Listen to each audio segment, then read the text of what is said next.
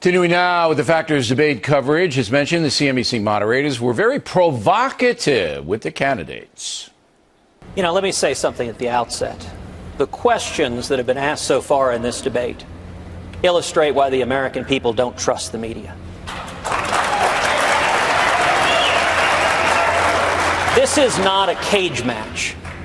And you look at the questions. Donald Trump, are you a comic book villain? Ben Carson, can you do math? John Kasich, will you insult two people over here? Marco Rubio, why don't you resign? Jeb Bush, why have your numbers fallen? How about talking about the substantive issues people care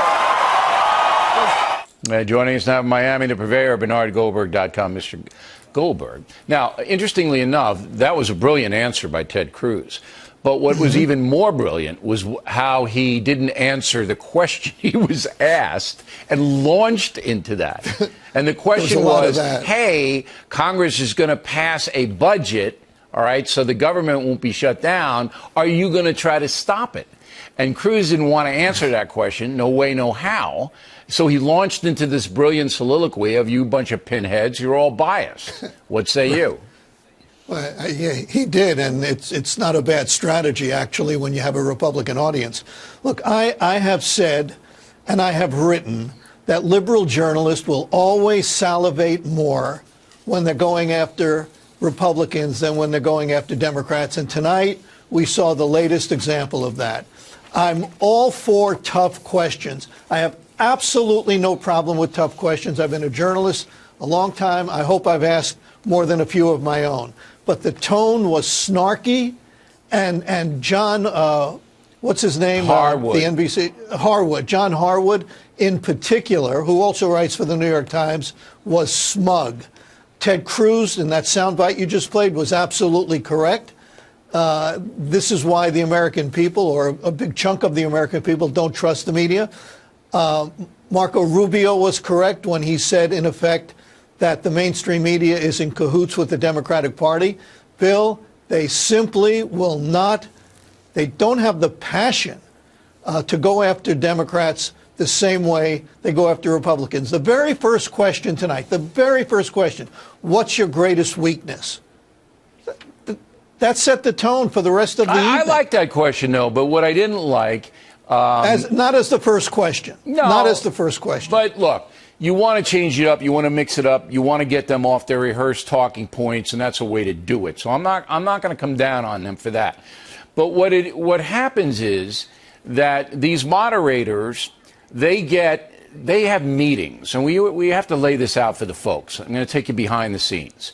So for a week, the moderators at CNBC are meeting with their so-called superiors. All right? Right. And they're hashing around the questions. Well, should we do this? And we'll give this to Rubio, this to Trump, this to the... I mean, the comic book thing to Trump, that's no accident. They knew they were going to do that. All right? So my question is the same one I asked Krauthammer. Is the management at NBC, all right, dictating that you guys have to try to make them look bad? Or is it just their individual consciences that compel them? There's no conspiracy, but it's not their individual consciences. It is the product of the mainstream media. It's groupthink. They don't go into a room, give the secret handshake and the secret salute, and say, how are we going to screw these Republicans tonight? It doesn't happen that way.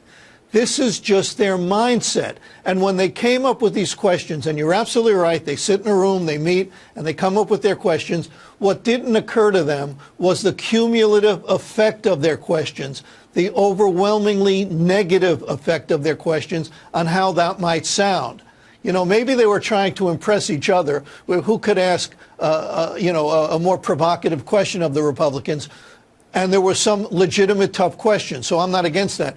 But in its entirety, it just came off as I use the word snarky, and I'm going to stick with it. All right, supercilious, condescending, words of the day. But it helped the Republican candidates because absolutely quickly they seized upon, hey, the audience already hates these people, and they're actually boozed at some of the questions. So now I don't have to answer their questions anymore. They're marginalized, and they can ask me whatever I want, but I'm going to And they did. The Republicans didn't answer some of the questions, direct questions. Oh, no, I'm going to get to that in a minute, but here's what I want to talk about. See, I would never permit that. That would be not permitted. Well, no, but you're absolutely right. You will never go wrong figuring that the Republican audience, the Republican Party, Republican voters, whatever you want to say, will always have a tendency to not trust the mainstream media.